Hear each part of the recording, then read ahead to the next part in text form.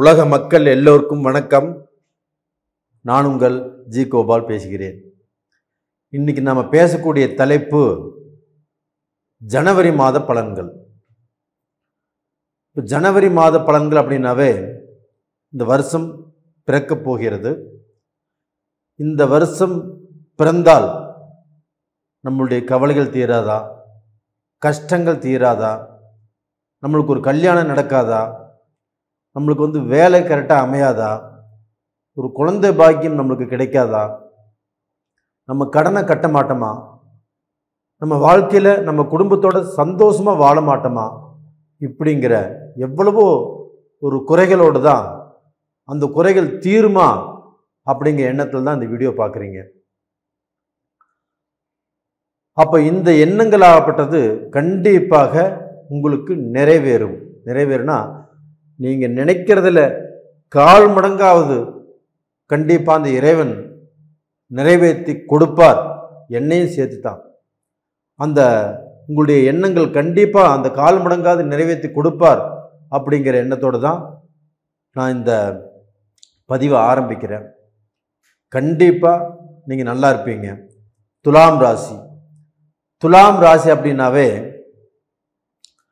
ஒரு சுறுசுறுப்பான ராசி, ஒரு வேகமான ராசி, கஷ்டப்படக்கூடிய ராசி. கஷ்டப்பட்டு ரொம்ப முன்னுக்கு வந்து அந்த கஷ்டப்பட்ட கஷ்டங்களாகப்பட்டது ஏராளமாக இருக்கும். அந்த கஷ்டத்தினால பார்க்க போனால் இவங்க வந்தது, இவங்க வளர்ந்தது, இவங்களுடைய ஸ்டேட்டஸு கம்மியாக தான் இருக்கும். ஏன்னா இவங்க கஷ்டப்பட்டு அடுத்தவங்களுக்கு கொடுத்து அழகு பார்ப்பதில் இவங்க ரொம்ப நல்லவங்க. அது பார்க்க போனால் அண்ணன் தம்பியாக இருக்கலாம், அக்கா தங்கச்சியாக இருக்கலாம், உறவு முறைகளாக இருக்கலாம், பழக்க வழக்கங்களாக இருக்கலாம். அப்படி எல்லாத்துக்குமே கொடுத்து கொடுத்து கொடுத்து கொடுத்து ரொம்பவுமே தேஞ்சு போனவங்க, ரொம்பவுமே பார்க்க போன வாழ்க்கையில் நல்ல நிலைமைக்கு வர முடியாதவங்க, கொடுத்து அந்த அனுபவத்தை பெற்றவர்கள் சொல்லலாம். அவர்களுக்கு தான் இந்த பதிவு. அப்போ துலாம் ராசினா இந்த மாத கிரக அடைவுகள் எப்படி இருக்குதுன்னா, துலாம் ராசிக்கு 2ஆம் இடத்தில் சுக்கிரனும் புதனும், 3ஆம் இடத்தில் செவ்வாயும் சூரியனும், 5ஆம் இடத்தில் சனி பகவான், 6ஆம் இடத்தில் ராகு பகவான், 7ஆம் இடத்தில் குரு பகவான், உங்கள் ராசிக்கு 12ஆம் இடத்தில் கேது பகவான். இது இந்த மாத கிரக அடைவுகள்.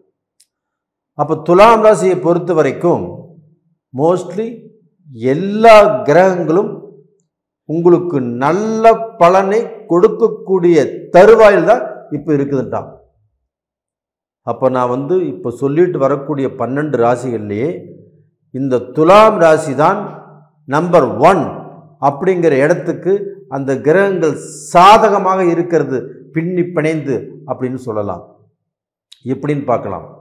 அப்போ துலாம் ராசிக்கு 2ஆம் இடத்தில் தன்னுடைய ராசி அதிபதி சுக்கிர பகவான், எங்கே விருச்சிகத்தில் செவ்வாயுடைய வீட்டில் இருக்கிறாங்க. அப்போ அந்த செவ்வாய் பகவானை குரு பகவான் 9ஆம் பார்வையாக அந்த குரு பகவான் செவ்வாயை பார்த்துட்டாங்க. இது குரு மங்கள யோகம். அப்போ அந்த குரு மங்கள யோகத்தினால செவ்வாய் பலம் பெறுகிறார். அப்போ செவ்வாய் இருக்கக்கூடிய வீட்டுக்கும் அந்த பலம், அந்த வீட்டில் சுக்கிர பகவான் இருக்கிறாங்க. அப்போ அந்த சுக்கிர பகவானும் பலம் வாங்கிக்கிறாரு. அப்போ டோட்டலாக பார்த்தீங்கன்னா துலாமுடைய ராசிநாதன் சுக்கிர பகவான் பலசாலி ஆகிறார். அப்போ ஒரு ராசி நல்லா இருந்துட்டாவே கண்டிப்பாக அவங்கனால ஜெயிக்க முடியும், வாழ்க்கையில் சாதிக்க முடியும், சம்பாதிக்க முடியும், தான் எதிர்த்து போராடி நிலைத்து நிற்க முடியும். இது எல்லாமே அமையும். அப்போ அந்த சுக்கிர பகவான் நல்லா அமைஞ்சிட்டாருங்களா.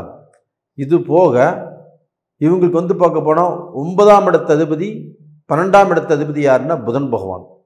அந்த புதன் பகவானும் விருச்சிகத்தில் தான் இருக்கிறாங்க 7ஆம் தேதி வரைக்கும். 7ஆம் தேதிக்கு மேலே தனுசுக்கு போயிடுவாங்க. அப்போ அந்த தனுசுக்கு போகிறாருன்னா அந்த தனுசுக்கு போகும்போது அந்த 9ஆம் இடத்து அதிபதி பாக்கியாதிபதியை அந்த குரு பகவான் அந்த புதன் பகவானையும் பார்த்துடுறாங்க. அப்போ அந்த குரு பகவான் புதன் பகவானை பார்ப்பதால் அந்த பாக்கியம், அந்த பாக்கியஸ்தானம் 9ஆம் இடம். அப்போ இந்த 9ஆம் இடத்து அதிபதி உங்களுக்கு ஏதாவது ரூபத்தில் ஒரு அதிர்ஷ்டத்தை கொடுப்பாரு, ஒரு பாக்கியத்தை கொடுப்பாரு, ஒரு நல்ல தொழிலை கொடுப்பாரு, ஒரு நல்ல செல்வாக்கை கொடுப்பாரு, நல்ல செல்வந்தர்களுடைய கனெக்ஷனை கொடுப்பாரு. ஏதாவது ரூபத்தில் நீங்கள் மேலே வருவதற்குண்டான வாய்ப்புகளை அந்த புதன் பகவான் அள்ளி கொடுப்பாரு. கவலையே படாதீங்க, தைரியமாக இருங்க, தன்னம்பிக்கையோடு இருங்க. கண்டிப்பாக நீ ஜெயிப்பது நீங்கள் தான். அடுத்ததாக செவ்வாய் பகவானும் சூரிய பகவானும் இருக்கிறாங்க. அப்போ அந்த செவ்வாய் பகவானையும் சூரிய பகவானையும் குரு பகவான் ஆப்பட்டது 9ஆம் பார்வையாக பார்க்குறாங்க. அப்போ அந்த செவ்வாய் பகவானுங்கிறது யாரு? உங்களுடைய தனாதிபதி. அப்போ அந்த செவ்வாய் பகவானை அந்த குரு பகவான் ஆப்பட்டது பார்க்கிறார். அந்த சூரிய பகவானுங்கிறது யாரு? உங்களுக்கு வந்து பார்க்க போனால் 10ஆம் இடத்து அதிபதி. அப்போ அந்த 10ஆம் இடத்து அதிபதி சூரிய பகவான், செவ்வாய் பகவான் தனாதிபதியும் தொழிலாதிபதி ஜீவனாதிபதியும் அந்த குரு பகவான் பார்க்குறாங்க. அப்படி குரு பகவான் பார்க்கும்போது தனாதிபதியும் நல்ல பொசிஷனுக்கு வந்துட்டாரு, தொழில் ஸ்தானாதிபதியும் குரு பார்த்துட்டாரு. அப்போ அந்த குரு பார்க்கக்கூடிய அந்த அமைப்பாகப்பட்டது அந்த சூரியனாகப்பட்டது சூரியனுடைய வீட்டையும் குரு பார்த்து அந்த சூரியனையும் குரு பார்க்குறாங்க. அப்போ இதனால் அந்த துலாம் ராசியில் பிறந்தவங்களுக்கு தனம் நல்லா இருக்கும், தொழில் நல்லா இருக்கும். புதுசாக ஏதாவது தொழில் ஆரம்பிக்கணும் அப்படின்னு நினச்சா கண்டிப்பாக ஆரம்பிக்கலாம். இந்த பீரியடு அருமையான ஒரு பீரியடு. நான் ஃபாரின் போகணும், எக்ஸ்போர்ட் இம்போர்ட் பிஸ்னஸ் பண்ணணும், நான் இங்கேயே ஏதோ ஒரு கடை வைக்கணும், இங்கேயே ஒரு பிஸ்னஸ் பண்ணணும், நான் இத்தனை வருஷம் வேலைக்கு போனேன், இதுக்கு மேலே ஒரு பிஸ்னஸ் செஞ்சு பொழைச்சிக்கலான் இருக்கிறேன் அப்படின்னு நினச்சாலும் சிறப்பாக இருக்குது. இந்த வருஷம் பூராமே துலாமுக்கு அருமையாக இருக்குது. அப்போ டோட்டலாக பார்த்தீங்கன்னா துலாம் ராசியை அடிச்சுக்கிறதுக்கு ஆள் இல்லை. அப்போ வந்து பார்க்க போனால் அவங்க இந்த டயத்தை பயன்படுத்தினாங்கன்னா சிறியவர் முதல் பெரியவர் வரை அவங்க செல்வம், செல்வாக்கு, தனம், அந்தஸ்து இது எல்லாத்துலேயும் வந்து பார்க்கணும் படிப்படியாக மேலே வருவதற்குண்டான வாய்ப்புகள் நிறைஞ்சிருக்குது. அதே சமயத்தில் அந்த சுக்கிர பகவான் ஆகப்பட்டது 18ஆம் தேதி உங்களுடைய அந்த சுக்கிர பகவானுடைய ராசிக்கு 3ஆம் இடத்துல தனுசு ராசிக்கு வந்துடுவாங்க. அந்த தனுசு ராசிக்கு வந்த சுக்கிர பகவானையும் குரு பார்க்குறாங்க. இதுதாங்க அழகு. சுக்கிர பகவானை குரு பார்த்துட்டாங்க, உங்களுடைய ஜீவனாதிபதியை சூரியனை குரு பார்த்துட்டாங்க, 10ஆம் இடத்து அதிபதியை சூரியனை அந்த குரு பார்த்துட்டாங்க, செவ்வாய் தனாதிபதி செவ்வாயை பார்த்துட்டாங்க, 9ஆம் இடத்து அதிபதி 12ஆம் இடத்து அதிபதி புதனை அந்த குரு பார்த்துட்டாங்க. இத்தனை கிரகங்களையும் குரு பார்க்கும்போது குரு பார்த்தால் கோடி புண்ணியம். அப்போ அந்த கோடி புண்ணியத்தில் வந்து பார்க்க போனால் உங்களுக்கு வந்து பார்க்க போனால் ஒரு 5% உங்களுக்கு கிடைச்சா கூட போதும். அந்த புண்ணியம் கண்டிப்பாக உங்களுக்கு கிடைக்கும். நீங்கள் நல்ல செல்வந்தராக வாழ்வீங்க, உங்களுடைய கஷ்டங்கள் கண்டிப்பாக தீரும். இது போக உங்களுக்கு வந்து பார்த்திங்கன்னா 5ஆம் இடத்துல சனி பகவான் இருக்கிறாங்க. அந்த சனியும் ஒன்றும் பண்ணாது. அந்த சனியும் பூர்வீக ஸ்தானத்தில் இருக்கிறதுனால உங்களுக்கு அந்த பூர்வீகம் சம்பந்தப்பட்ட பிரச்சனைகள் ஆகப்பட்டது தீரும். இது போக உங்களுக்கு 6ஆம் இடத்துல ராகு பகவான். எப்போவுமே இந்த ராகு பகவான் ஆகப்பட்டது பயிற்சி ஆனாங்கன்னா 6, 3, 6, 11 இந்த மாதிரி இடங்களில் இந்த ராகு பகவான் ஆகப்பட்டது ஒரு ராசிக்கு 6ஆம் இடத்துல இருந்தாங்கன்னா அந்த நேரம் அவங்களுக்கு வந்து பார்க்க போனால் வெளிநாட்டு தொடர்புகள், வெளிநாட்டு பணம், வெளிநாட்டில் வந்து சம்பாரித்து இங்கே சாதிக்கிற அளவுக்கு வாய்ப்புகள், இங்கே சொத்து வாங்குற அளவுக்கு வாய்ப்புகள், இல்லை இங்கேயே வந்து பார்க்க போனால் அவங்களுக்கு பல தொழில் வாய்ப்புகள் கிடைச்சி அதன் மூலியமாக நல்ல லெவலுக்கு வரக்கூடிய வாய்ப்புகள் இது எல்லாமே அமையும். தைரியமாக நீங்கள் வந்து பார்க்க போனால் இந்த காலகட்டத்தை நம்பி பயன்படுத்துங்க அப்படின்ட்டான். அப்போ வந்து இந்த துலாம் ராசிங்கிறது சித்திரை நட்சத்திரம், சுவாதி நட்சத்திரம், விஷாக நட்சத்திரம், இந்த 3 நட்சத்திரத்தில் பிறந்தது தான் இந்த துலாம் ராசி. அப்போ இந்த சித்திரையை வந்து பார்க்கணும்னா 3-4 பாதங்களில் பிறந்திருந்தாலும் அந்த சித்திரை செவ்வாயுடைய நட்சத்திரம். அப்போ இந்த 3ஆம் பாதம் 4ஆம் பாதத்தில் பிறந்திருந்தவங்க வந்து கொஞ்சம் பொறுமைசாலியாக இருப்பாங்க, கொஞ்சம் நிதானமாக இருப்பாங்க, கொஞ்சம் நிறுத்தி நிதானமாக யோசனை செய்கிறவங்களாக இருப்பாங்க.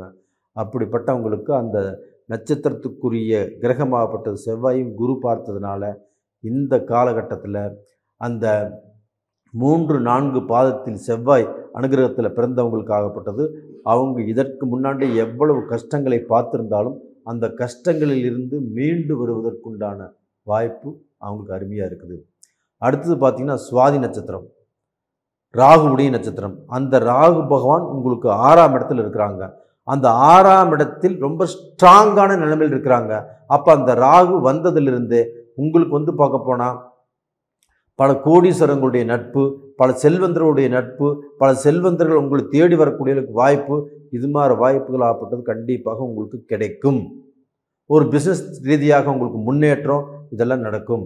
இது போக விஷாக நட்சத்திரம் 1, 2, 3 பாதங்கள். அப்போ அந்த குருவுடைய அனுகிரகம். அப்போ அந்த குரு பகவானை உங்களுடைய ராசியை பார்க்கறதுனாலையும் உங்களுடைய முயற்சி ஸ்தானத்தை பார்க்கறதுனாலையும் அந்த குரு பகவான் ஆகப்பட்டது நீங்கள் நினைத்ததை அள்ளித்தரக்கூடிய அளவுக்கு நீங்கள் கஷ்டப்படுங்க, நீங்கள் முயற்சி படுங்க, பணத்தை நான் கொடுக்குறேன் அப்படின்னு அந்த குரு பகவான் ஆகப்பட்டது சொல்கிறாரு. அப்போ அதன் மூலியமாக நீங்கள் கஷ்டப்படுங்க, நீங்கள் முயற்சி பண்ணுங்க, உங்களுக்கு வந்து பார்க்க போனது குரு பகவானுடைய சப்போர்ட்டு நிறைஞ்சிருக்குது. அப்போ துலாம் ராசிக்காரங்க கண்டிப்பாக நல்லா இருக்க போகிறீங்க. இந்த பதிவு உங்களுக்கு பிடிச்சிருக்குன்னு நினைக்கிறேன். பிடிச்சிருந்தா லைக் பண்ணுங்கள், சப்ஸ்கிரைப் பண்ணுங்கள், ஆல் அப்படிங்கிற பெல் பட்டனையும் ப்ரெஸ் பண்ணிக்கோங்க. நேயர்களே, உங்களுக்கு வந்து ஏதாவது டவுட் இருந்துச்சுன்னா, இல்லை இப்போ என்ன தசை நடக்குது, என்ன புத்தி நடக்குது, இது நம்மளுக்கு இந்த இந்த தசா புத்திகள் சிறப்பாக இருந்துச்சுன்னா நமக்கு இந்த பலனாகப்பட்டது 100 மடங்கு நம்மளுக்கு பேசும். அதனால் நம்மளுக்கு வந்து நடக்கக்கூடிய தசா புத்திகள் சாதகமாக பாதகமாக அப்படிங்கிறத நீங்கள் பார்த்துக்கோங்க. அதுக்கு கீழே 2 நம்பர் கொடுத்துருக்குறோம். கால் பண்ணுங்கள், வாட்ஸ்அப் பண்ணுங்கள். உங்களிடமிருந்து விடைபெறுவது உங்களின் ஜி கோபால். நன்றி, வணக்கம்.